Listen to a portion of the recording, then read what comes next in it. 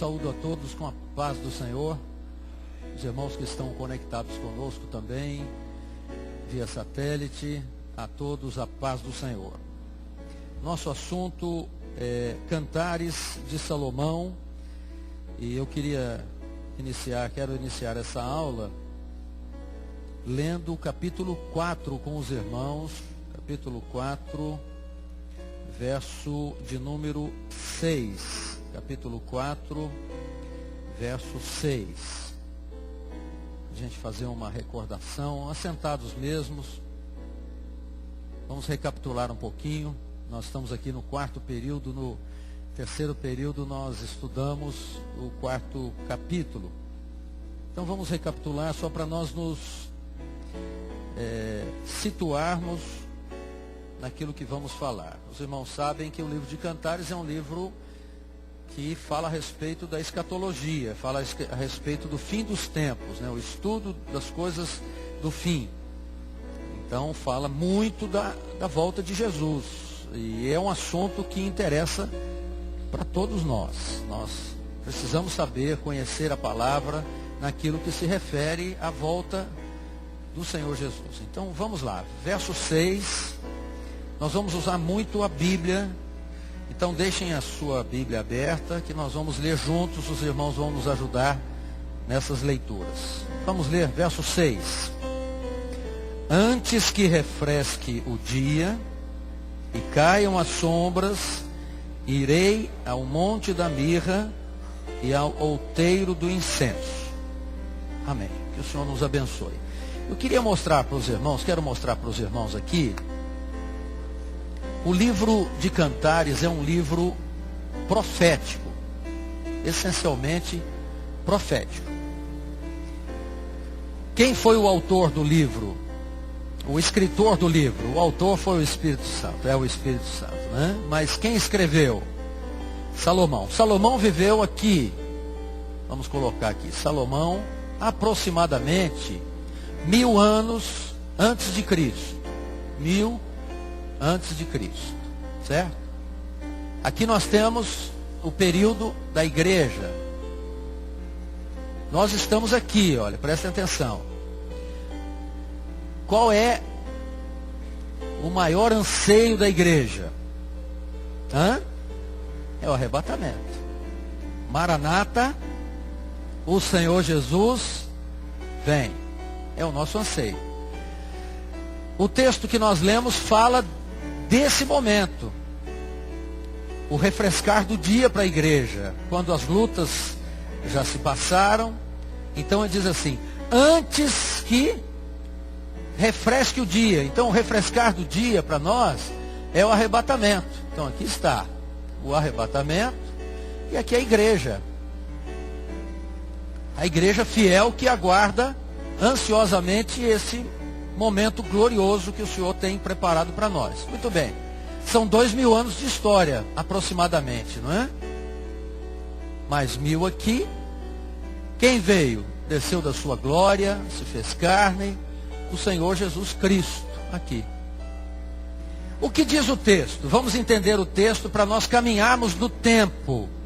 Os irmãos aprenderam lá na aula de Bíblia o tempo de Deus e o tempo do homem. Lembram disso?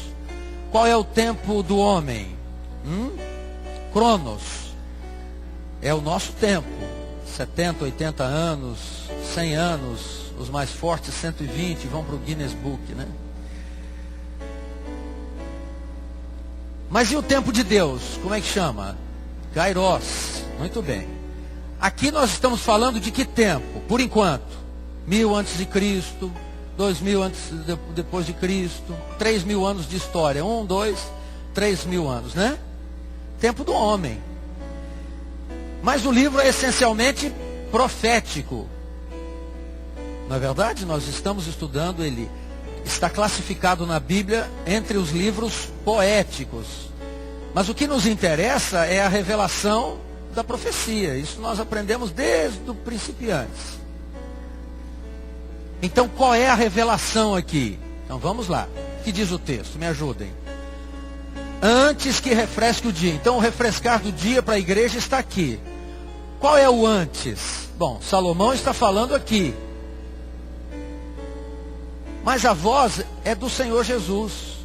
Antes que refresque o dia, o que ele tem que fazer? Irei, leiam aí por favor, me ajudem. Irei ao monte da mirra e ao outeiro de incenso. Então, antes que refresque o dia, irei ao monte da mirra e ao outeiro do incenso. O que é o monte da mirra? O que foi o monte da mirra para o Senhor Jesus? O Getsemane. O outeiro do incenso, o Gólgota. Entenderam? Viram como o livro anda no tempo de Deus? Salomão está escrevendo aqui 1000 anos antes de Cristo, mas o Senhor Jesus já está dizendo, antes do arrebatamento, antes que se cumpram esses detalhes todos proféticos que estão no livro, eu preciso cumprir o projeto de salvação, o plano de Deus para a salvação do homem, que é ir, um justo morrer pelos injustos, ir ao monte da mirra e ao outeiro de incenso. Amém? Entenderam? Podemos passar para o verso 16 ainda, do capítulo 4? Então vamos ler. 4:16.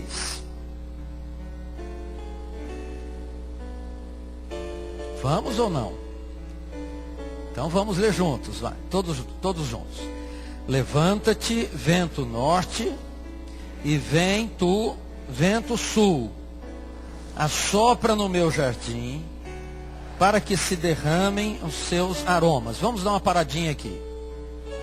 Levanta-te, vento norte. Então é o vento soprando em todas as direções. Existem 2 tipos de vento na Bíblia, né?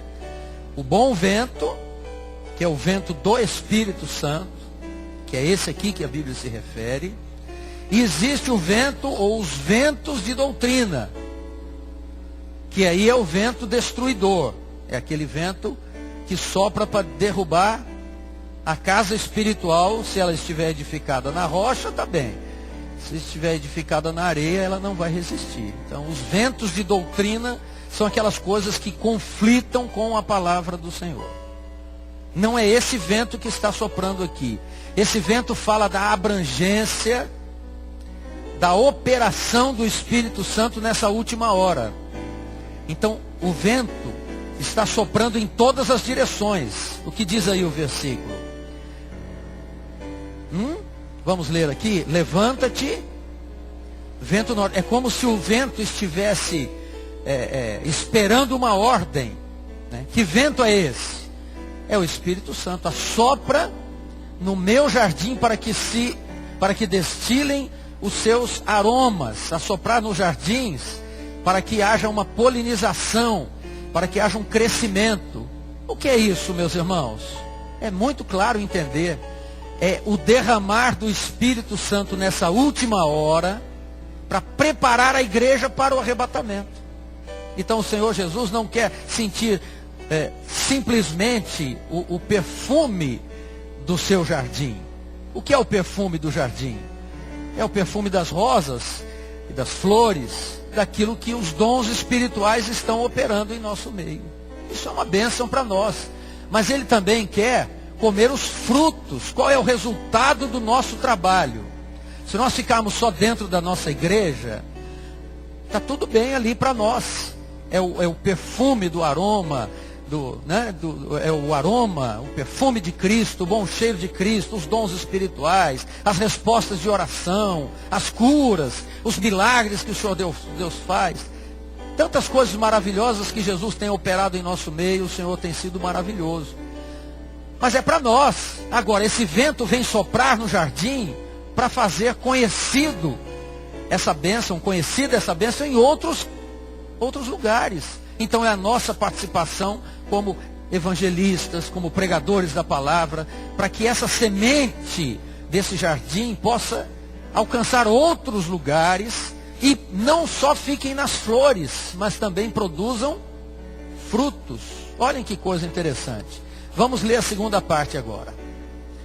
Se viesse o meu amado para o seu jardim e comesse os seus frutos excelentes, Então aí já fala do resultado do trabalho da igreja nessa última hora. O Espírito Santo soprando em todas as direções. O Espírito Santo tem feito esta obra, salvando muitas vidas. Mas os frutos, o resultado do trabalho tem que ser palpável. Ele tem que vir e receber, e buscar esses frutos e levar para a eternidade. Então fala exatamente do momento que a igreja está vivendo nessa última hora. Nós podemos dizer, trazer aqui para a nossa realidade e dizer: ah, se Jesus viesse agora. Né?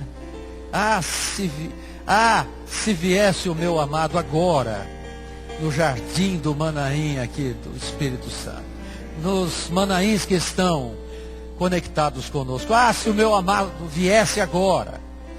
É exatamente esse momento profético que nós estamos vivendo. O Espírito Santo varrendo o mundo com muitas conversões, polinizando essa bênção do Evangelho para muitos lugares. E a igreja fiel aguarda a volta de Jesus a qualquer instante. Nós queremos que Jesus volte. O nosso clamor é esse: Maranata, ora vem, Senhor Jesus. Nós ansiamos por isso. Então, meus amados, o que acontece? A igreja vive esse momento e o capítulo 4 se encerra dessa maneira, com esse clamor. Acontece que essa divisão de capítulos e versículos não existe no texto original. Isso foi feito depois para facilitar os nossos estudos, nós sabemos disso. O versículo 1, que é a sequência do texto, e que nós vamos começar a estudar agora com os irmãos, ele mostra uma coisa muito interessante. Observem aí. Leiam comigo o verso 1. 5:1, né? Estão atentos? Né? Então vamos lá.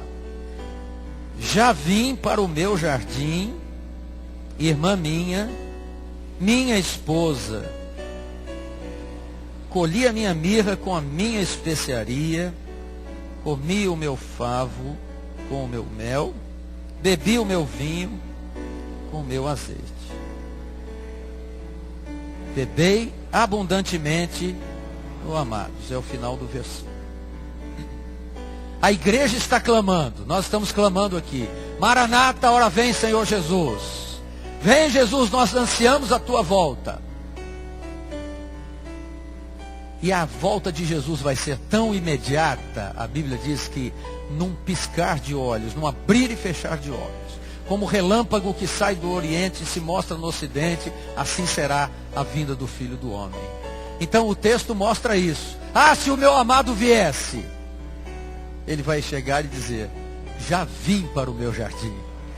A chegada de Jesus vai ser imediata. Vai ser imediata. Entre nuvens, nós seremos arrebatados. Os mortos em Cristo ressuscitarão primeiro, serão transformados. Nós, os vivos, seremos transformados em corpos glorificados. Seremos arrebatados. Quarto período sabe disso, mas é bom a gente recordar. Nós encontraremos Jesus entre nuvens. Passaremos 7 anos. Enquanto o mundo passa 7 anos de tribulação, nós estaremos 7 anos passeando com o Senhor Jesus, vivendo na alegria da eternidade. Entraremos primeiro, no tribunal de Cristo, que é interessante os irmãos saberem disso. Tribunal de Cristo não é para julgamento, para jogar crente lá de cima para baixo, não é isso, porque a igreja fiel já subiu. Não corremos esse risco. O tribunal de Cristo é para galardão, é aquilo que fala 1 Coríntios 3. Como nós estamos edificando a nossa obra? Com palha, feno, madeira, isso é material combustível. Se você e eu estivermos realizando a obra do Senhor com isso, com as coisas do homem, para o homem, pelo homem, vai queimar. Vai ser provado pelo fogo. Nós vamos ser soldadinho raso lá na eternidade, E se nós estivermos realizando a obra do Senhor com ouro, prata, pedras preciosas, elas resistirão ao fogo, serão provadas pelo fogo, e o Senhor nos galardoará. Não me perguntem como será isso, eu também não sei. Mas, se vocês quiserem, eu vou estar lá em cima. junto com os irmãos.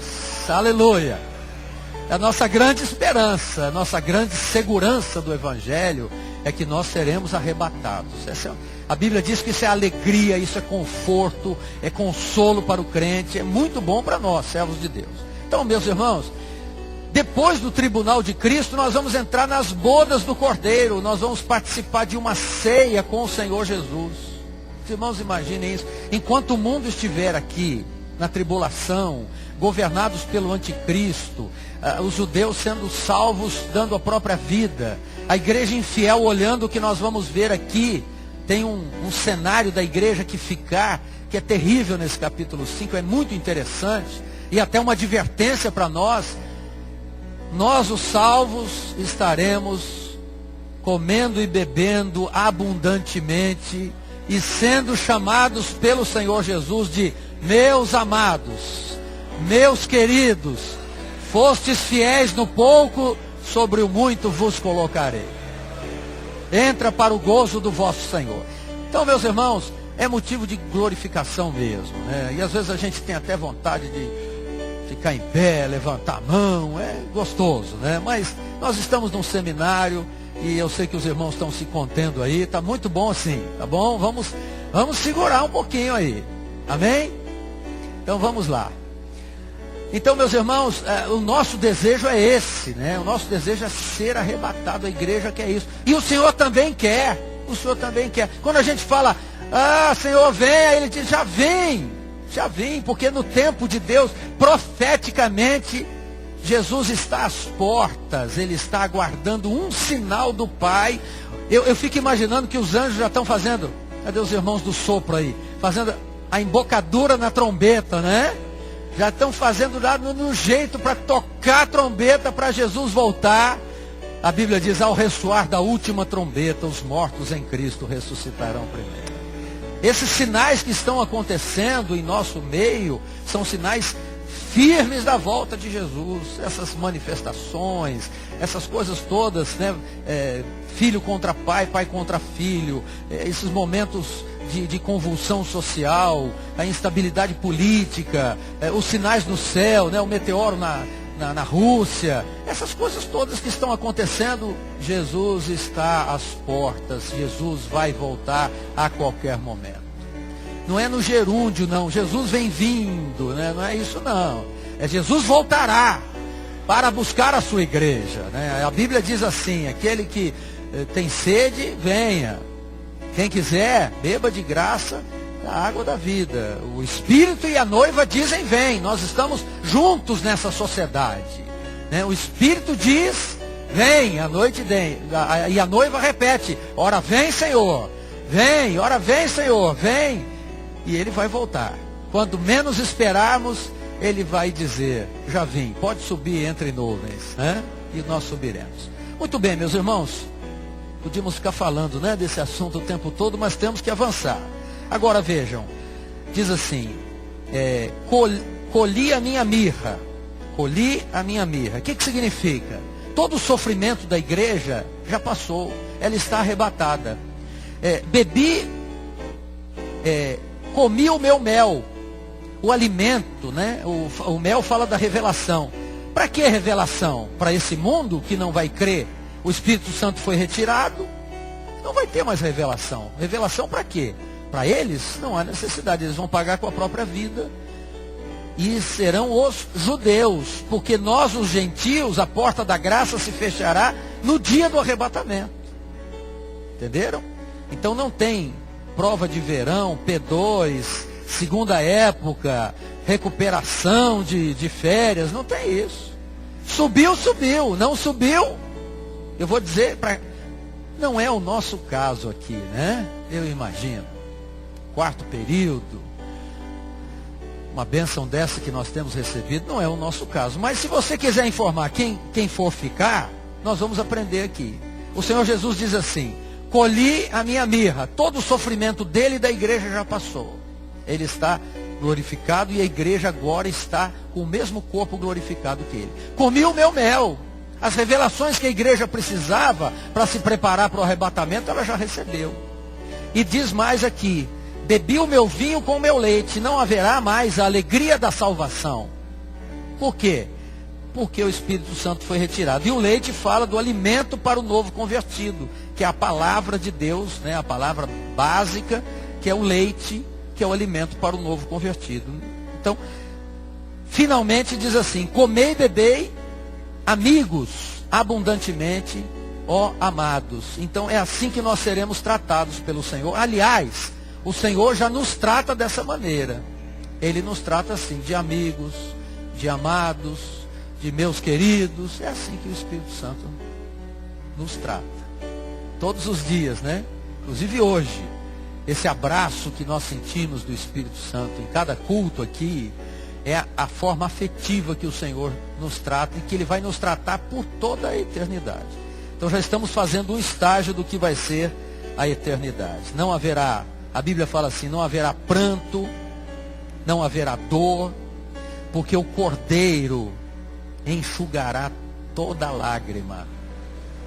Essa vai ser a bênção da eternidade. Agora, a partir do verso 2, observem aí.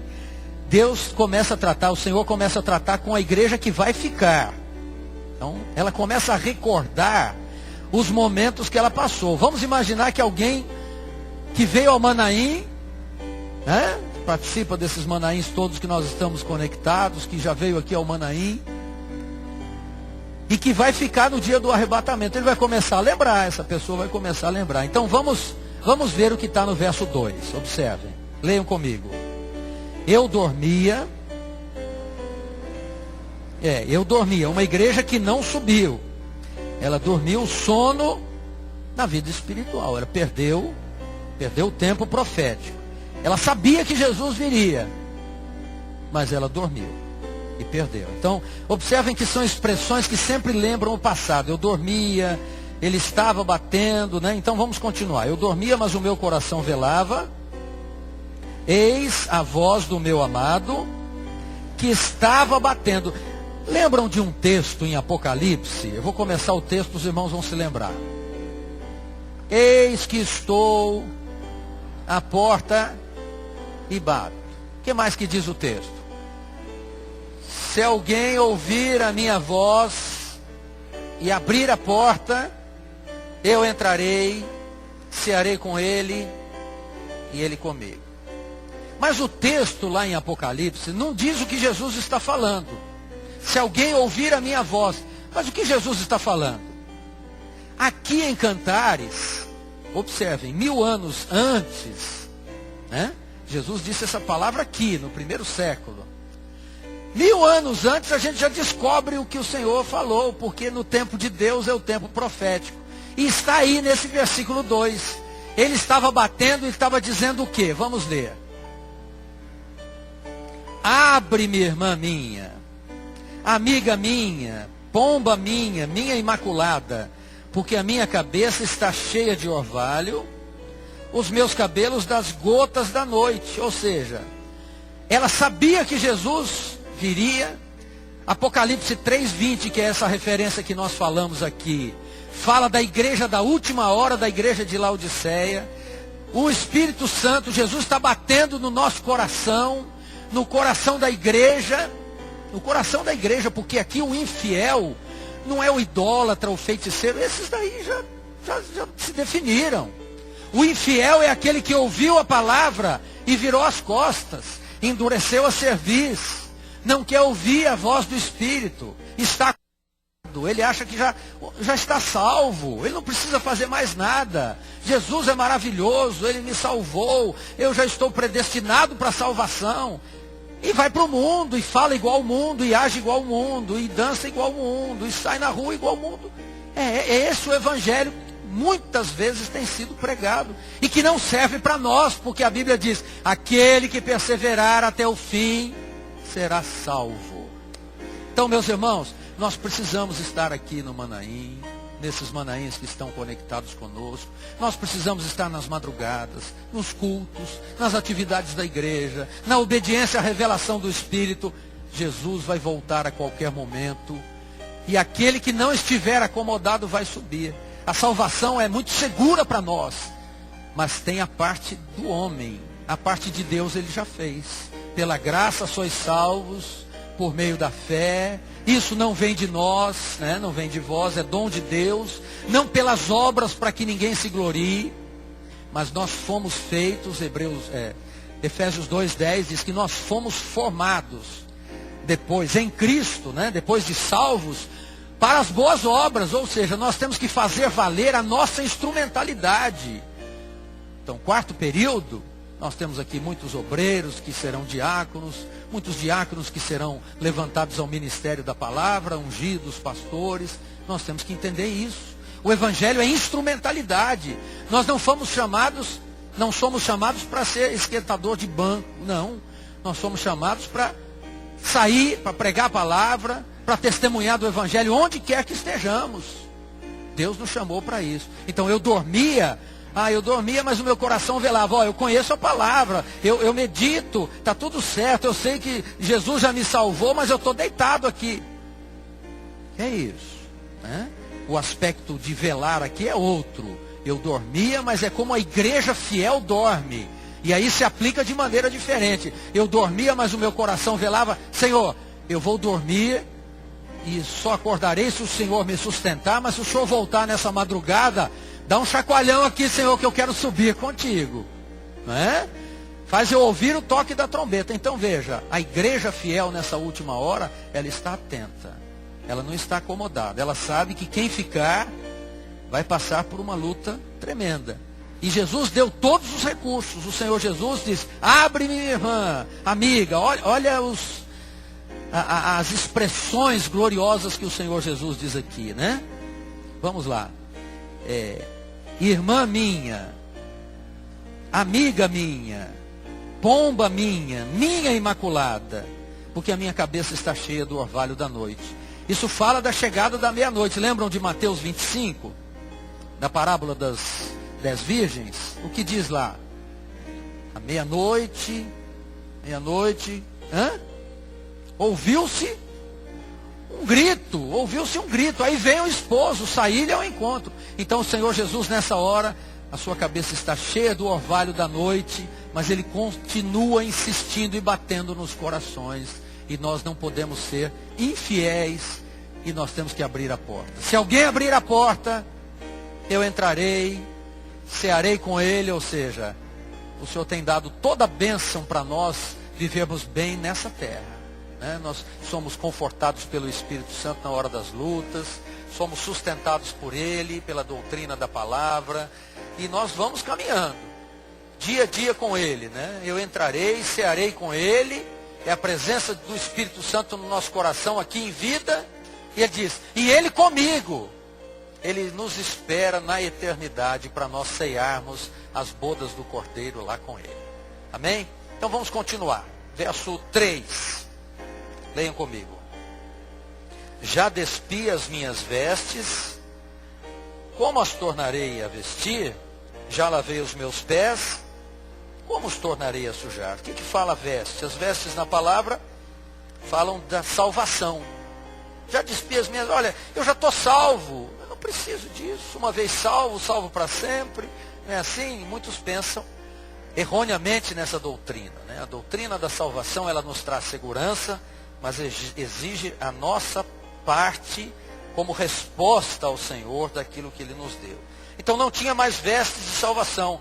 Trocou as vestes de salvação para as vestes do passado. Então o que nós temos visto aí? Muitos que se dizem evangélicos, sem uma transformação de vida, sem uma troca de vida interior. Continua falando as mesmas palavras que falavam, continuam indo nos mesmos ambientes que frequentavam, com a mesma roda de amigos, sem mudança de hábitos, sem transformação de vida. Isso não é evangelho. Evangelho, Paulo diz assim: porque eu não me envergonho do evangelho de Cristo, porque é o poder de Deus para a salvação, né, para a transformação de todo aquele que crê. Todo aquele que crê. Judeu, grego, todo mundo. Brasileiro, todos nós. O evangelho é poder para transformar. Então, meus irmãos, não dá para vestir a roupa do evangelho, depois desvestir, depois vestir de novo, não. Evangelho é mudança de vida. É mudança de testemunho, é mudança de vocabulário, é mudança de ambiente, é mudança de vida. É cidadão do reino celestial. Não tem nada a ver com esse mundo. Então a igreja infiel, ela acha que pode misturar com o mundo da maneira que está misturando. Nós não podemos. Vamos continuar. Já lavei os meus pés. Os pés falam da salvação, né? da evangelização. Há um texto na Bíblia que diz assim: quão formosos são sobre os montes os pés. Pés geralmente é uma coisa não muito bonita, né? Se fala mão é mais bonita, mas pé geralmente é feio, né? Raramente tem uma pessoa com pé bonito. Você olha, às vezes uma pessoa bonita, olha para o pé, dedo para lá, outro dedo para cá, um para baixo, outro para cima, sem unha cravada, aquele negócio. Mas a Bíblia, eu estou falando porque o meu pé também é muito feio. Eu não vou mostrar para ninguém, mas é muito feio. O que acontece? Por que os nossos pés são formosos quando a gente aceita Jesus? Porque não está falando do pé físico. Está falando onde ele vai, né? Onde o nosso povo tem ido para evangelizar. Tem entrado em comunidades, tem entrado em lugares que eram tráfico de drogas, lugares de pecados, né? de âmbitos, de ambientes pecadores. E o nosso povo tem entrado, os nossos jovens têm entrado. As nossas crianças são trazidas dessas comunidades para as escolas bíblicas dominical. As professoras vão até lá. Muitas vezes são pontos de pregação que começam nesses lugares. Lugares feios, mais feios do que os nossos pés.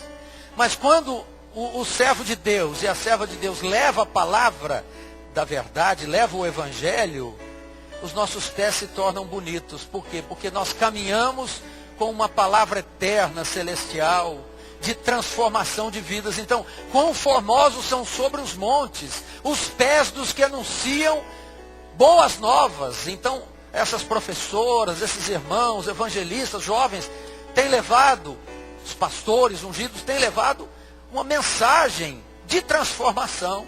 Então, não, eu não vou mais sujar meu pezinho, eu já estou salvo, agora que outros evangelizem. Não.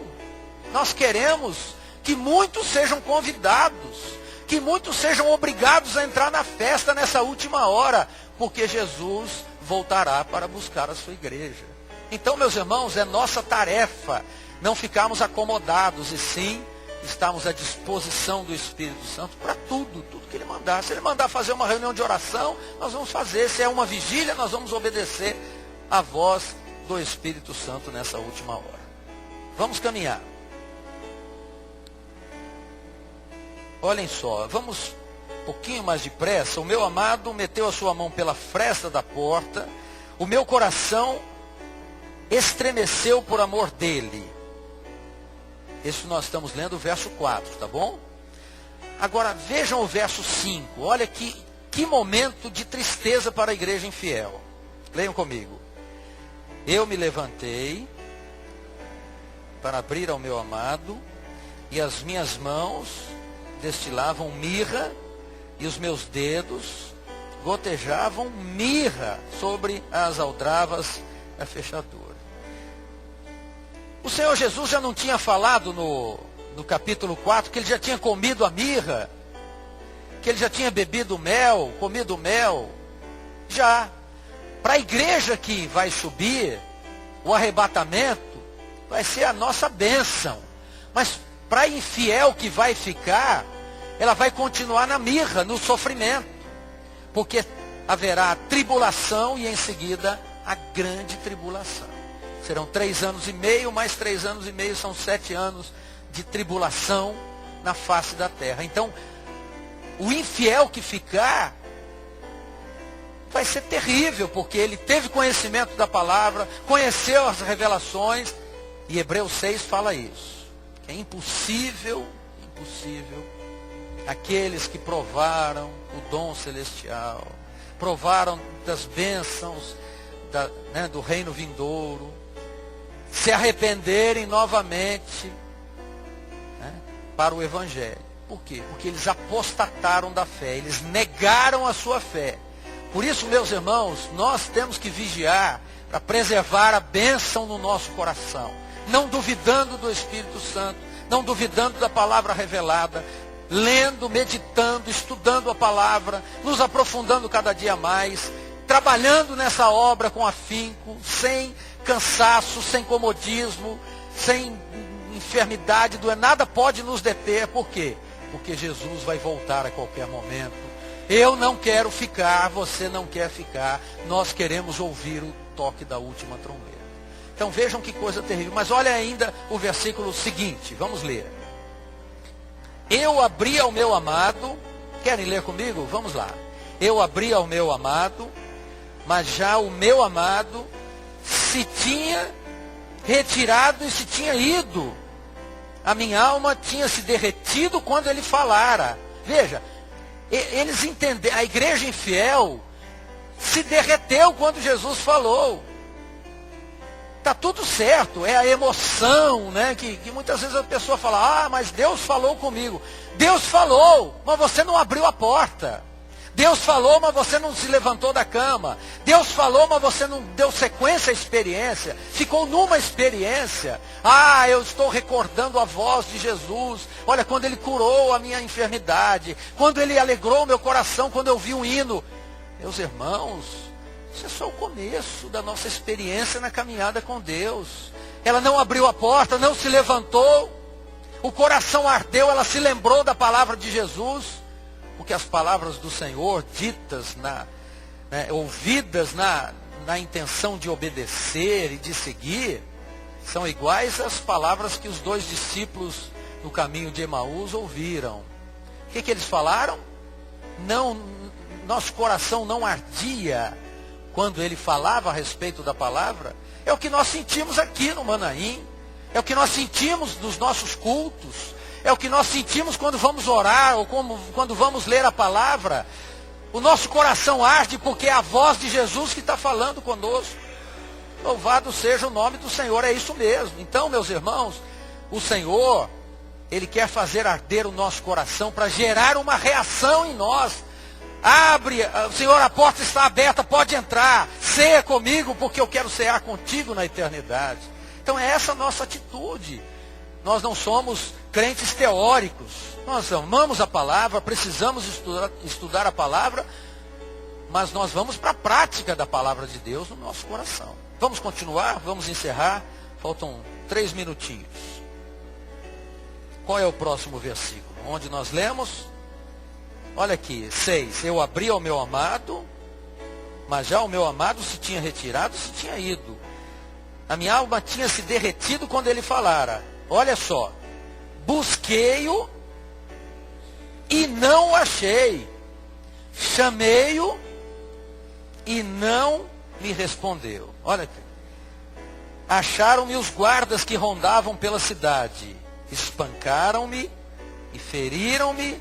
Tiraram-me o meu manto os guardas dos muros. Meus irmãos, que guardas são esses?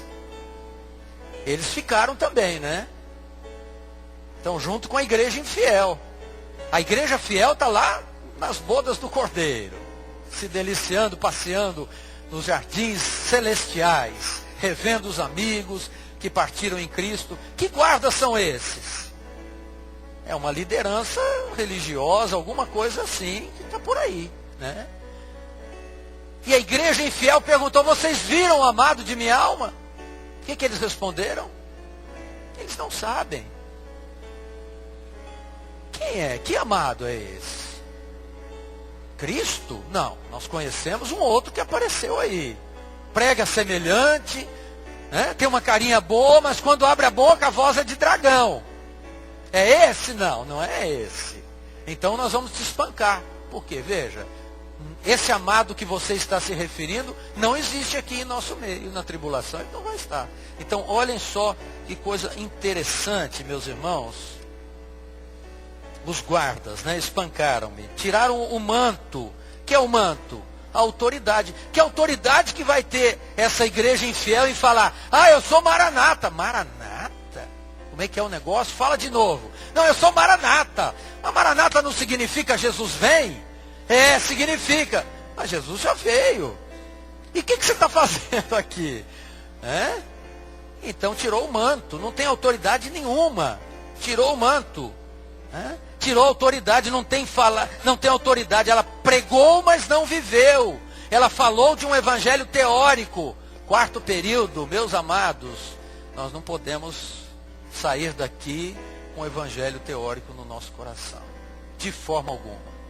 Então vejam, a quem nós estamos servindo, só para nós fecharmos essa aula e cantarmos um louvor. Diz assim, o meu amado, verso 10, para nós encerrarmos aqui. O meu amado é cândido e rubicundo, significa branco e rosado, né? Ele traz a bandeira entre 10.000. E quando nós falamos no Senhor Jesus, esse livro de Cantares também apresenta o Senhor Jesus dessa maneira, quando diz assim, eu sou o lírio, o branco, né? Eu sou o lírio dos vales, aquele que desceu da sua glória, ele veio até nós, santo, sem nenhum pecado. Quem de vós me acusa do pecado? Dizia Jesus aos seus opositores. Ele não teve nenhum pecado. E por isso que ele foi o nosso substituto perfeito. Ele é o lírio dos vales. Desceu até nós, revelou a glória de Deus a nós. E hoje nós sentimos o perfume da rosa de Saron. Ele para nós é a rosa de Saron. Ele derramou o seu sangue para que a igreja vivesse no poder do Espírito Santo. Nesse momento, aguardando o vento soprar, né? Nós estamos vendo uma movimentação do Espírito Santo nessa última hora, o transbordar do Espírito Santo para preparar a igreja fiel para o arrebatamento. Você, meu irmão, eu, os irmãos que estão conectados, são convidados a participarem dessa grande festa que nos espera. Nós não queremos ficar, nós queremos subir ao ressoar da última trombeta. Vamos ficar em pé, vamos cantar. Meu Jesus voltará.